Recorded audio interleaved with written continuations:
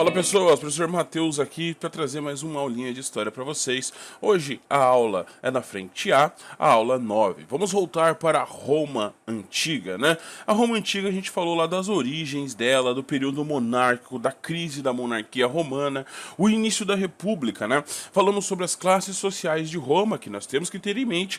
Também falamos ali sobre as brigas entre patrícios e plebeus e como funcionava o sistema político ali da República Romana.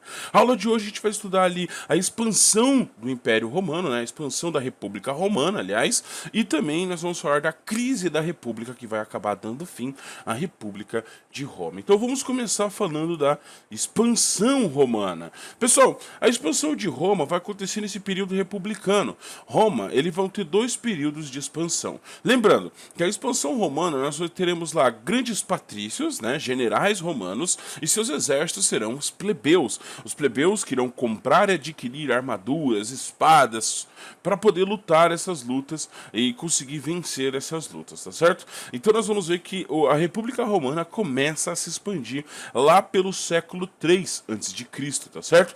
A Roma, que era uma pequena localidade ali na Península Itálica, ela vai acabar se expandindo. A gente divide a expansão de Roma em dois momentos, dois períodos, né, dois processos, digamos assim. O primeiro processo ali vai do século 3 até o século 3. Neste processo, Roma, a República Romana, vai se expandir principalmente na Península Itálica, né, dominando os outros povos que viviam ali na Península Itálica com ela, né? Para conseguir o quê? Mais terras para realizar agricultura, se defender de possíveis povos invasores, tá? Lembrando que quem luta essas guerras efetivamente são os plebeus lá com os generais patrícios. Então, Roma, no primeiro momento, na primeira expansão dela, que vai ser até o século 3, vai ser numa luta dentro da Península Ibérica para conseguir terra para fazer agricultura, terras aráveis, tá certo?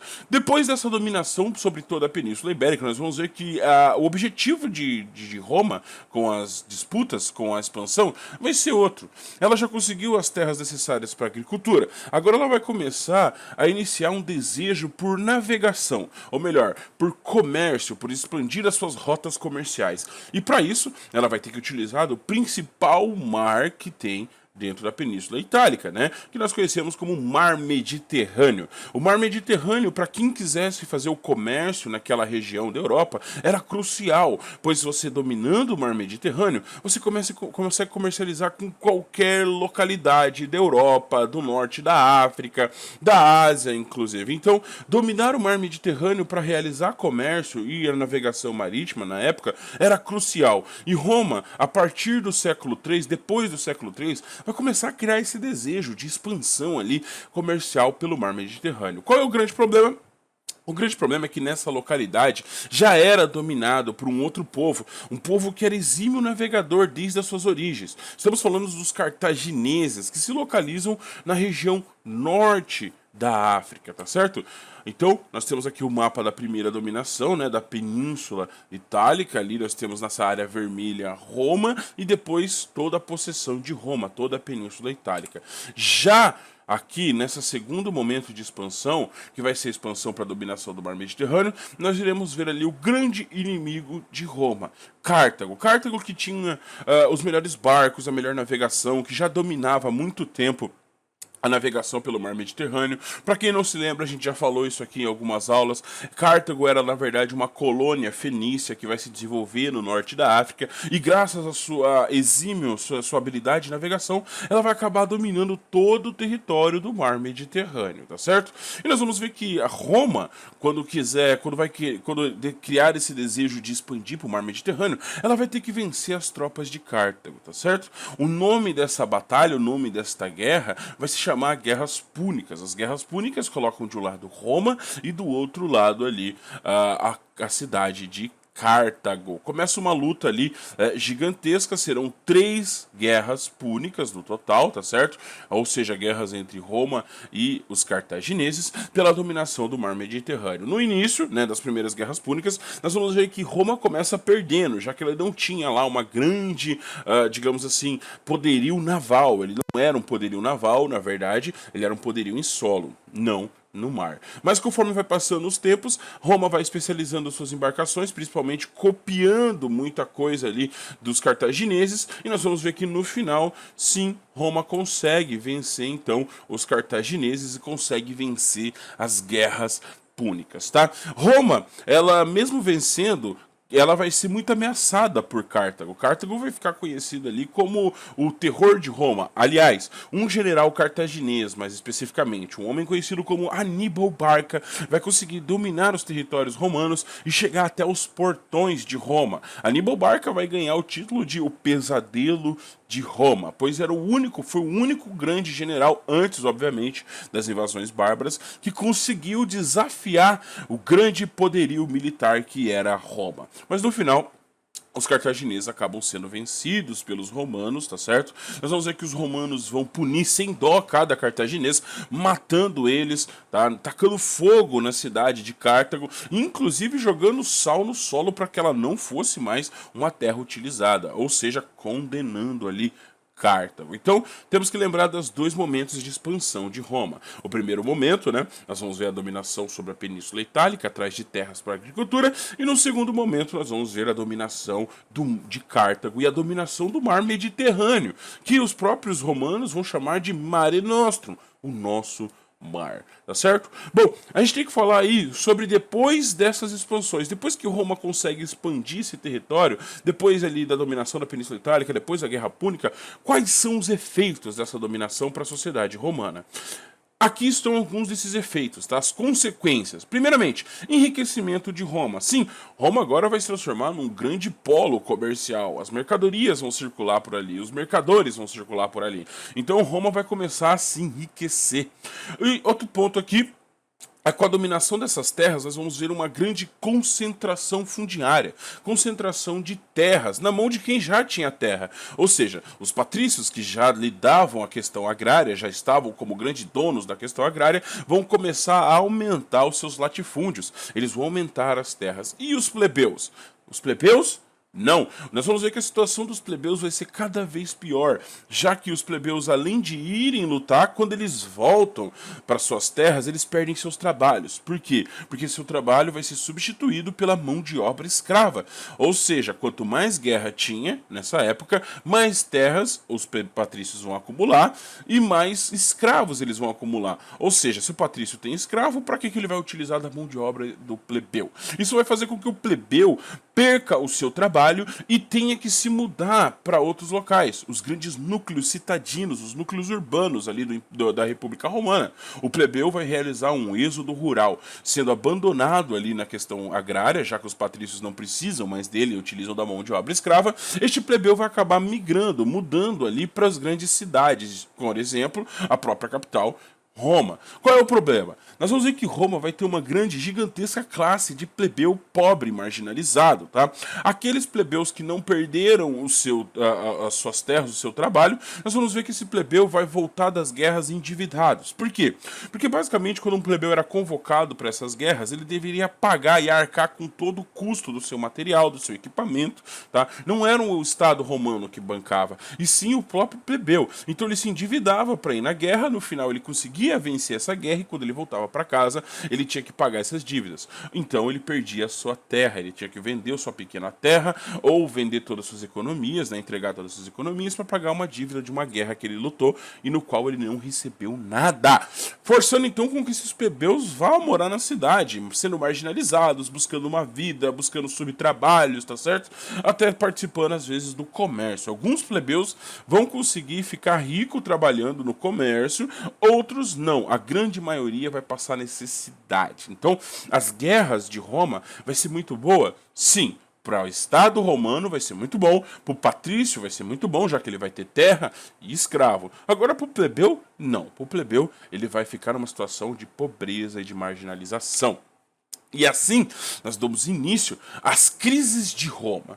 Roma vai entrar numa crise onde a qualquer momento os plebeus poderiam se revoltar. Era nítido a revolta, a possibilidade de revolta dentro de Roma. E essa situação vai piorar quando nós vamos conhecer lá dois tribunos da plebe muito importante, os irmãos Graco, Tibério e Caio Graco, que vão ser eleitos ali como tribuno da plebe. Falamos na aula passada ali sobre o cargo de tribuno da plebe. Primeiramente, Tibério Graco, ele vai ser eleito no ano de 133 a.C. e ele vai propor uma lei, uma lei que vai ser revolucionária, né, para o tribunato da plebe, que é a reforma agrária. Tibério Graco vai propor uma reforma agrária.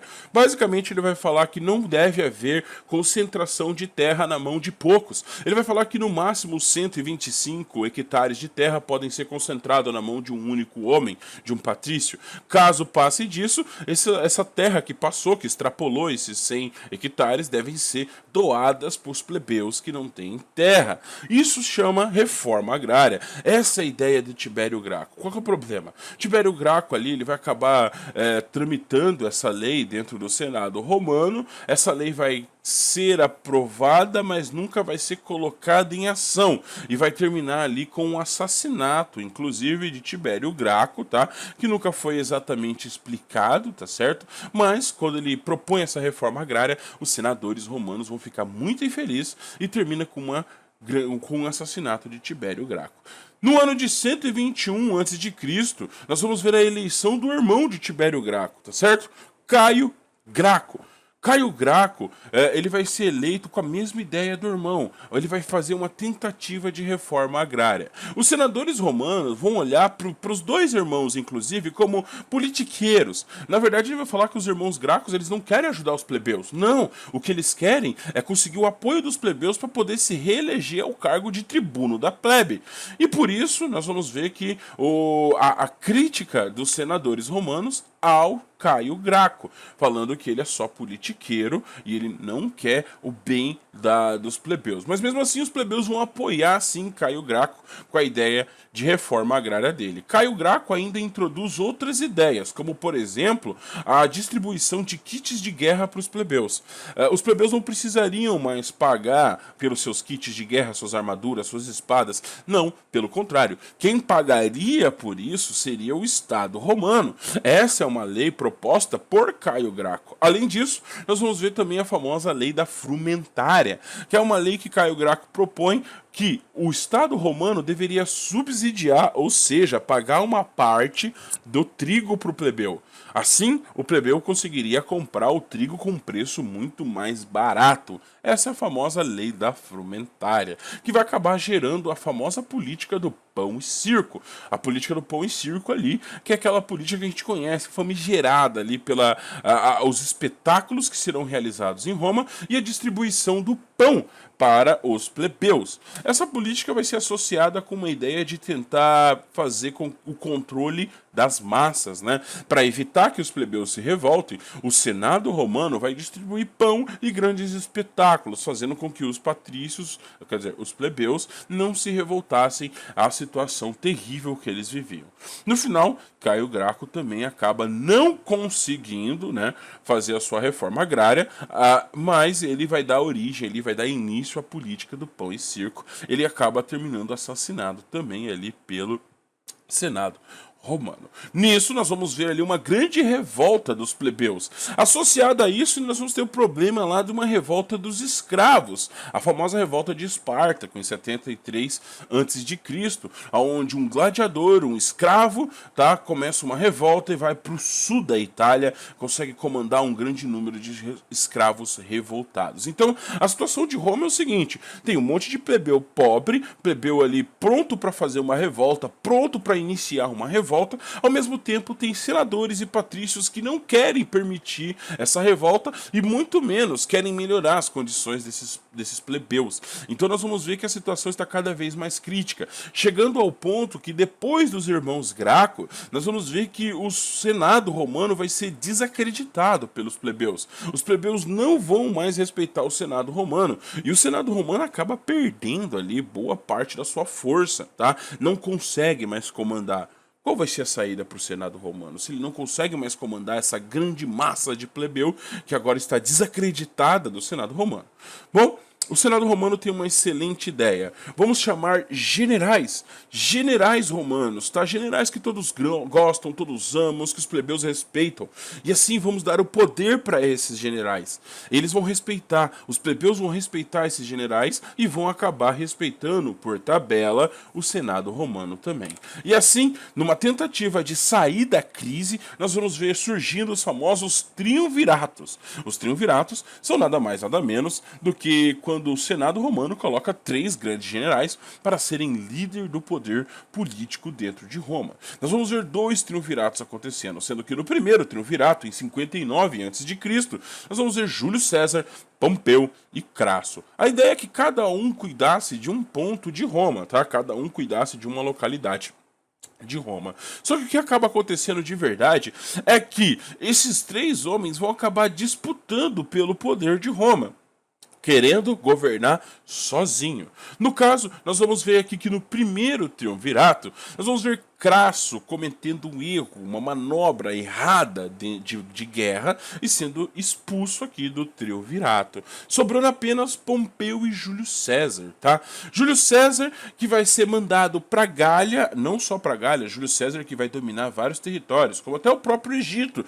e depois, posterior, vai ser mandado para Gália, uma região onde fica a França hoje, para dominar o povo gaulês, um povo muito forte, um povo ali que era muito difícil de ser dominado, tá? Enquanto isso, Pompeu fica em Roma e vai articular um golpe juntamente com o Senado para tentar derrubar Júlio César, tá? Qual é o problema? Júlio César, ele consegue dominar a Gália, consegue voltar para Roma e ir atrás dos traidores, ir atrás de Pompeu, tá? E ele consegue eliminar Pompeu. Assim, Júlio César consegue governar sozinho Roma. No meio dessa briga entre Júlio César e Pompeu, Júlio César sai vencedor. E para piorar a situação, Júlio César ainda tem o apoio do povo. O plebeu adora Júlio César. E Júlio César vai lutar ali contra os patrícios, contra os direitos e privilégios dos patrícios. Nós vamos ver que depois que Júlio César vence Pompeu, Júlio César vai se declarar ditador. E vai ser dado a ele ali o cargo de ditador por 10 anos. Júlio César vai realizar a reforma agrária dentro de Roma, dividindo os territórios para os plebeus. Ele vai criar o exército permanente, né, dando salário para soldados que antes basicamente tinham que pagar para ir para a guerra. Agora não, ele vai especializar os soldados e eles vão ser pagos para isso, tá? Além do mais, Júlio César vai fazer algumas coisas que vão ser muito contra a aristocracia patrícia, como por exemplo, ele vai limitar a compra e utilização de produtos, artigos que eram chamados de artigos de luxo, tá certo? E além de toda uma festa e pompa e elegância que ele vai ter, né, ele também vai atrair muitos plebeus, né, com a questão da reforma agrária, com o exército, ele vai ter o apoio dos plebeus. No final, Júlio César resolve se declarar ditador perpétuo para o terror do Senado romano. O Senado romano, né, e os patrícios de Roma vão reagir numa conspiração que vai levar Júlio César à morte no ano de 44 antes de Cristo. Então acaba assim a ditadura de César. Mas Júlio César foi um homem muito bom para os plebeus. Os plebeus amavam Júlio César, né? Amavam essa luta que ele tinha pelos plebeus, né? Que também era uma luta contra os patrícios, porque a ideia dele era dar terras e poder para os plebeus para assim poder diminuir o poder dos aristocratas patrícios. E nós vamos ver que depois do assassinato de César, os plebeus voltam àquele clima de revolta e etc. Para controlar essa situação, nós vamos ver que o Senado romano resolve eleger um segundo triunvirato. Nesse segundo triunvirato, nós vamos ter Marco Antônio, Otávio, né, que é basicamente o filho adotivo de Júlio César, e que Júlio César ali deixa toda a sua herança para Otávio. Então, os plebeus queriam ali a participação de Otávio nesse próximo triunvirato, e Lépido. Nesse caso aqui, Lépido é o cara que acaba morrendo, né? Então ele sai muito rápido aí do triunvirato, ficando apenas Marco Antônio e Otávio, né? Neste momento, neste triunvirato, quem vai tentar fazer um golpe para se manter no poder é Otávio, tá? O filho de César. Otávio, junto com o Senado, resolve criar um golpe ali para poder se manter sozinho no poder. Nessa, Marco Antônio vai até o Egito, aonde ele deveria resolver uma situação, se une à rainha do Egito, né, a Cleópatra, e começa a articular um golpe contra Roma, para conseguir comandar e separar o Egito de Roma. Nisso, o Senado romano manda Otávio para lutar contra Marco Antônio. No fim dessa disputa, Otávio consegue vencer Marco Antônio, tá? Volta para Roma e é consagrado o imperador Augusto de Roma, no ano de 27 a.C. Marco Antônio, que vai ter o apoio dos plebeus, né, famoso entre os plebeus, vai ter o apoio do Senado romano e vai voltar vitorioso contra um rebelde, tá? Que era Marco Antônio. Então Otávio, ele volta e se transforma em imperador do Império Romano. O primeiro imperador seria Otávio Augusto, depois da vitória dele sobre Marco Antônio. Beleza, galera? Assim acabamos com a República Romana. Então o que eu tenho que saber sobre a República Romana? Eu tenho que saber sobre a forma de poder político, como era arquitetado, as disputas ali que vão acontecer entre plebeus e patrícios, e os direitos que vão ser criados para os plebeus, a expansão de Roma, a guerra púnica contra os cartagineses, a crise de Roma, os irmãos Graco, a revolta de Espartacos. E por final, nós temos que entender aí os triunviratos, né? Júlio César, Pompeu, Crasso. Júlio César luta contra Pompeu, ganha, vira ditador de Roma, depois de políticas favoráveis aos plebeus, ele acaba sendo assassinado. Segundo triunvirato, nós vamos ver lá Marco Antônio, Otávio e Lépido, né? Otávio acaba tramando contra Marco Antônio se refugia no Egito e junto com Cleópatra começa uma revolta. Otávio destrói Marco Antônio e se transforma em primeiro imperador de Roma, no ano de 27 a.C., finalizando assim a República Romana.